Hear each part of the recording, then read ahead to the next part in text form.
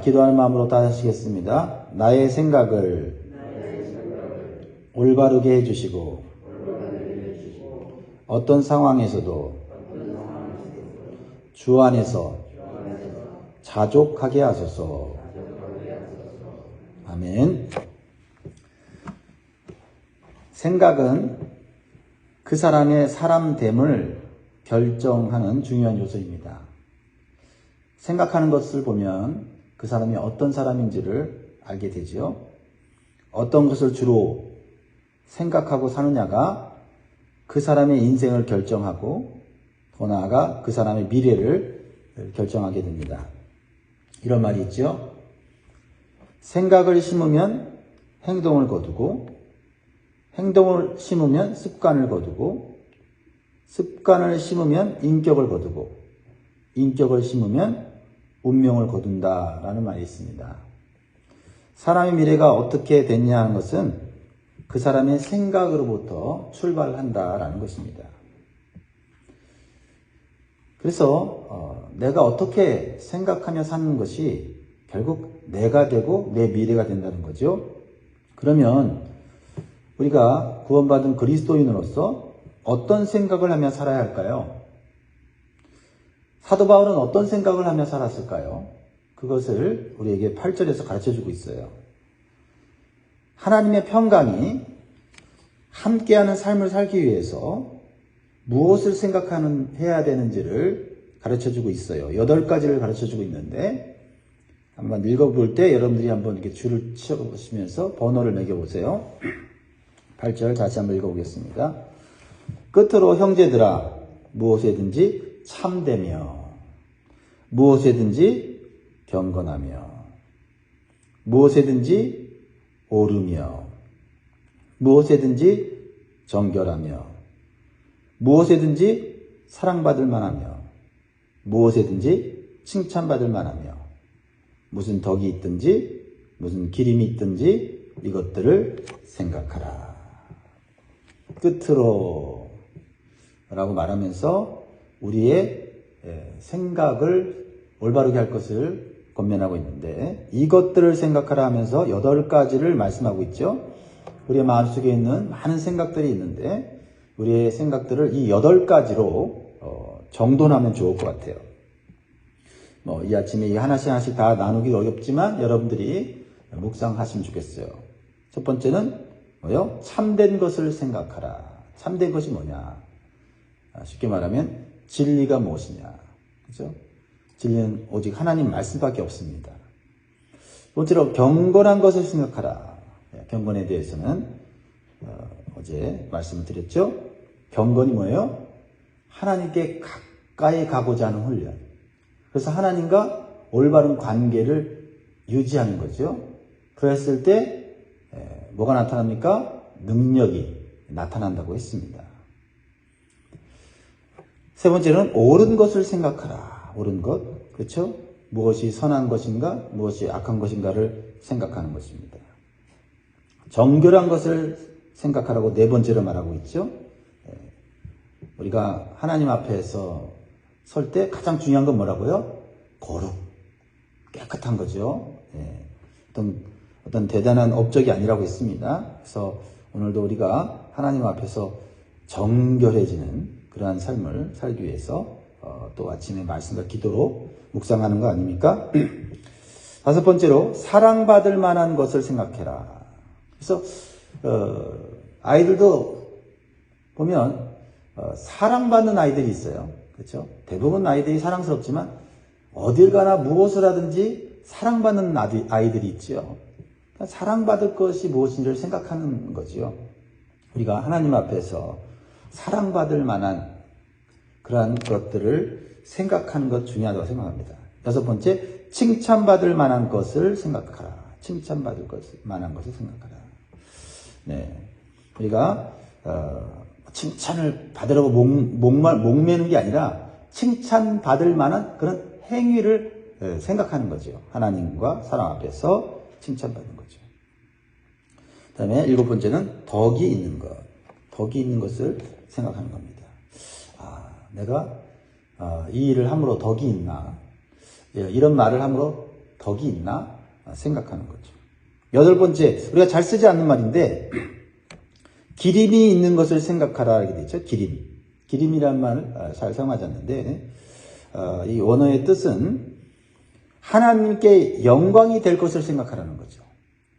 성도는 항상 하나님께 영광이 될 만한 것을 생각하면 그 미래가 하나님 손에 있게 되고 형통한 삶을 살게 된다라는 것입니다. 오늘도 여러분, 내가 오늘 직장에서 또한 세상에서 하나님께 영광이 될 만한 것이 무엇이 있을까 생각하고 오늘 하루 출발할 수 있기를 주의 이름으로 축복합니다. 8가지 생각이 복된 생각이에요. 이 복된 생각을 가지고 기도하면 우리의 마음과 생각을 지켜주시는 하나님의 평강이 함께 해주신다고 했습니다. 생각을 잘해야 평강이 오는 거거든요. 그래서 어제 말씀이죠. 빌립보서 4장 7절에 그리하면 모든 지각에 뛰어난 하나님의 평강이 그리스도 예수 안에서 너의 마음과 생각을 지키시리라 말씀하셨어요. 자, 어리석은 질문인데요. 한번 해보겠습니다.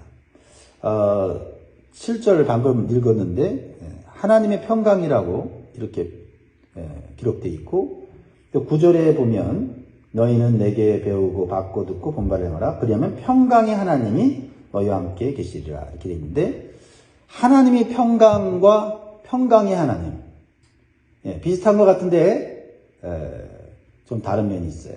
자, 그렇다면 하나님의 평강이 함께하는 것이 좋을까요?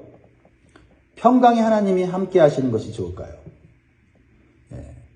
둘 다 좋지요. 그렇죠? 근데 좀 더 깊이 생각해 보면 평강의 하나님이 함께 하시는 것이 더욱 좋습니다. 평강의 하나님이 함께 계시면 우리에게 계속해서 평강을 공급해 주실 수 있기 때문이죠. 우리는요, 환경과 사람을 보면서 하나님께서 주신 이 평강의 선물을 깨트릴 때가 있어요. 그렇죠? 그래서 어떤 사람들은 더럽고 추한 생각이 그 마음속에 들어오도록 너무 쉽게 허락하므로 하나님이 주신 평강의 선물이 순식간에 깨질 때가 있죠. 어떤 사람들은 모든 일에 부정적인 것부터 생각을 해요. 어떤 일을 딱 계획하거나 시행하려고 하면 안 좋은 것부터 보는 거예요. 그래서 마음의 평강이 깨질 수 있어요. 어떤 사람들은 세상적인 즐거움과 쾌락만을 생각해요. 그러다 보면 하나님의 평강이 마음속에서 사라집니다. 그리고 마귀의 유혹과 시험이 들어오는 것을 우리는 경험하죠. 그러면 하나님의 평강이 우리 안에 깨지지 않기 위해서는 평강의 하나님이 나와 함께 계시도록 해야 합니다. 평강의 하나님이 함께 계시도록 하려면 어떻게 될까? 9절이 나와 있죠? 같이 읽습니다. 시작. 너희는 내게 배우고 받고 듣고 본바를 행하라. 그리하면 평강의 하나님이 너희와 함께 계시리라. 평강의 하나님이 우리와 함께 계시도록 하기 위해서는 하나님 말씀을 계속해서 배워야 한다. 배워야 한다는 거죠. 배운다는 것은 겸손이죠. 나는 이제 하나님 말씀 다 알아 라고 생각하는 것이 아니라 나는 아직도 하나님 말씀을 배울 것이 너무나 많기 때문에 그 말씀을 겸손하게 배우는 거죠. 계속해서 들어야 합니다. 그리고 중요한 것은 받고 듣고 본 말씀, 깨달은 말씀을 행해야 한다. 행할 때, 그 말씀을 가지고 있을 때가 아니라 그 말씀을 가지고 그 말씀을 순종할 때 평강의 하나님이 나와 딱 같이 계셔서 우리 마음 가운데 평강을 계속 공급하심으로 그 말씀을 끝까지 지킬 수 있게 해주신다라는 거죠. 때로 우리의 생각은 흔들리지만 우리 마음속에 있는 하나님의 말씀은 우리의 생각을 지켜주고 우리의 의지와 행동이 하나님께 기뻐하는 일을 하도록 이끌어 주실 줄 믿습니다. 그래서 오늘 하루를 말씀과 기도로 시작하는 우리 성도들에게 평강의 하나님이 함께 하시기를 간절히 소원합니다. 바울은 10절에서 내가 주 안에서 크게 기뻐한다고 고백하고 있어요. 지금 감옥에 있는데 사도 바울이 굉장히 큰 기쁨이 생겼습니다. 무엇을 기뻐한다는 말일까요? 겉으로 보면 지금 바울이 매우 궁핍한 생활을 하는데 선교 헌금이 들어와서 기뻐하는 것처럼 보여요. 그런데 자세히 묵상해 보면 그렇지 않은 것을 보게 됩니다. 10절 말씀을 같이 읽습니다. 시작. 내가 주 안에서 크게 기뻐함은 너희가 나를 생각하던 것이 이제 다시 싹이 나느니 너희가 또한 이를 위하여 생각은 하였으나 기회가 없었느니라. 사도 바울은 빌립보 교회를 세웠고요. 빌립보 교회 성도들로부터 선교 후원을 계속 받고 있었습니다. 그런데 시간이 흘러가면서 어떤 이유인지 모르지만 그 선교 후원이 중단되었어요. 빌립보 교회가 매우 어려워졌기 때문이죠. 그런데 바울은 다시 빌립보 교회가 자신을 후원하겠다는 소식을 듣게 되었어요. 그래서 이것을 10절에서 이렇게 표현하는 거예요. 너희가 나를 생각하던 것이 이제 다시 싹이 났다라고 표현하고 있는 거죠. 그래서 사도 바울은 주 안에서 크게 기뻐한다라고 말하고 있어요. 구체적으로 무엇을 기뻐한다는 말일까요? 사도 바울은 물질 때문에 기쁜 것이 아니라 주님의 일을 할 수 있게 되어서 기쁘다고 말하고 있는 거예요. 빌립보 교회 성도들 때문에 복음을 전하고 계속해서 주님의 교회를 세울 수 있는 선교의 길이 열렸기 때문이죠. 그러면서 사도 바울은 매우 중요한 삶의 원리를 가르쳐주고 있어요. 여러분들이 나에게 선교헌금을 풍성하게 줬기 때문에 내가 선교하는 거 아니고 또 선교헌금을 여러분들이 주지 않는다고 해서 내가 선교를 하지 못하는 건 아니다라는 것을 얘기를 하는 거예요. 물질에 매여서 하나님의 일이 되고 안 되고 그렇지 않다. 이거를 가르쳐 주려는 거예요. 그래서 이렇게 얘기하죠. 사도 바울은 비천에 처할 때든지 풍부에 처할 때든지 항상 자족하기를 배웠다고 말하고 있죠. 11절 내가 궁핍함으로 말하는 것이 아니니라 어떠한 형편에든지 나는 자족하기를 배웠노니. 자족이라는 단어는 환경과 상황에 관계없이 스스로 만족할 수 있는 자기 충족감을 의미하는데요. 자, 12절에 보면 좀 더 자세하게 얘기하고 있죠. 나는 비천에 처할 줄도 알고 풍부에 처할 줄도 알아 모든 일, 곧 배부름과 배고픔과 풍부와 궁핍에도 처할 줄 아는 일체의 비결을 배워노라. 쉽게 말하면 내가 정말 돈이 없고 아주 궁핍한 생활을 할 때도 그것 때문에 절망하거나 낙심하지 않았고 또한 내가 정말 부유하게 되어졌을 때도 그 물질에 의해서 내 마음이 교만해지거나 안일해지지 않고 스스로 자족하면서 살았다. 단순히 자족하며 살았다는 게 아니라 그러한 중에도 주님의 일을 중단하지 않고 궁핍할 때나 부유할 때나 주님의 일, 주님의 사명을 끝까지 감당했다라고 말하고 있는 거예요. 사도 바울은 자신이 정말 물질을 필요로 할 때 빌립보 교회로부터 선교 후원이 안 이루어진 것을 잘 알고 있어요. 근데 그것을 책망하는 게 아니라 오히려 격려하고 있고 칭찬하고 있어요. 그리고 크게 기뻐하고 있습니다. 그 기쁨의 초점이 뭐냐면 빌립보 교회 성도들이 다시 주님을 위해 헌신할 수 있는 믿음과 마음을 갖게 된 것이 기쁘다는 거예요. 그래서 주 안에서 기뻐한다는 것은 주님의 시각으로 기뻐한다는 의미를 갖고 있어요. 여기에 사도 바울이 어떤 상황에서도 자족하는 비결이 있다는 거예요. 즉 어떤 시각으로 보느냐는 거죠. 주님의 시각으로 보느냐 사람의 시각으로 보느냐에 따라서 완전히 삶의 만족도가 달라지는 거죠. 궁핍한 것을 주님의 시각으로 보면 거기에 또 깊은 주님의 뜻이 있는 거고 부유할 때도 주님의 시각으로 보면 거기에도 주님의 깊은 뜻이 있다는 거죠. 사람의 시각으로 보면 내가 원할 때 도움이 오지 않으면 그 사람한테 섭섭하기도 하고 실망하기도 해요. 그러나 주님 안에서 주님의 시각으로 보면 사람의 도움이 오지 않는 것도 나에게 분명한 주님의 뜻이 있다는 것을 받아들이게 되고, 그렇다고 해서 내가 주님의 일을 중단하거나 멈춰서는 안 되고 궁핍한 가운데서 할 수 있는 비결을 발견해야 된다라는 것을 말하고 있는 것이죠. 그래서 12절에서 사도 바울이 일체의 비결을 배우느라. 궁핍할 때도 일체의 비결을 배웠고 부유할 때도 일체의 비결을 배웠다. 그러니까 이 일체의 비결을 배웠다는 것은 비밀을 전수받았다는 겁니다. 누구에게 받은 것일까요? 주님에게서 받은 거죠. 배운 거죠. 사람에게서 배운 게 아니에요.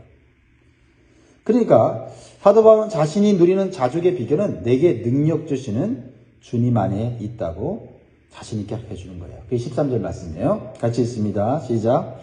내게 능력 주시는 자 안에서 내가 모든 것을 할 수 있느니라.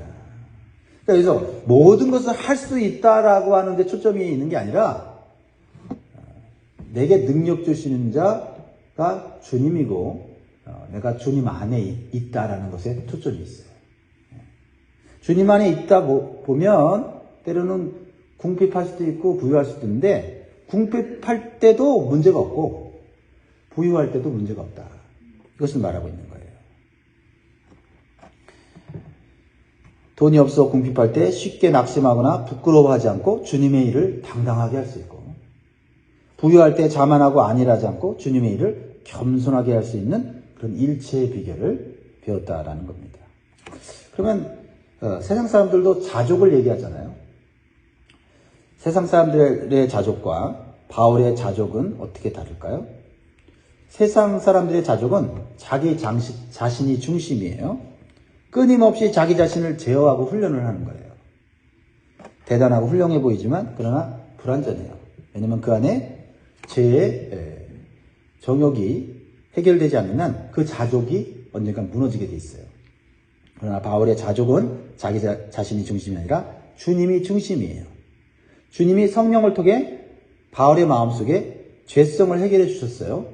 그래서 자신의 욕망은 죽고 주님께서 자신 안에 살고 계시는 것을 보게 되는 거예요. 그러니까 환경이 어떠하든지 상관이 없는 게 내가 주님 안에 있기 때문이죠. 그래서 갈라디아서 2장 20절에 아주 유명한 말씀 알고 계시죠? 내가 그리스도와 함께 십자가에 못 박혔나니 그런즉 이제는 내가 사는 게 아니요 오직 내 안에 그리스도께서 사는 것이라. 이제 내가 육체 가운데 사는 것은 나를 사랑하사 나를 위하여 자기 자신을 위하여 자기 자신을 버리신 하나님의 아들을 믿는 믿음 안에서 사는 것이라.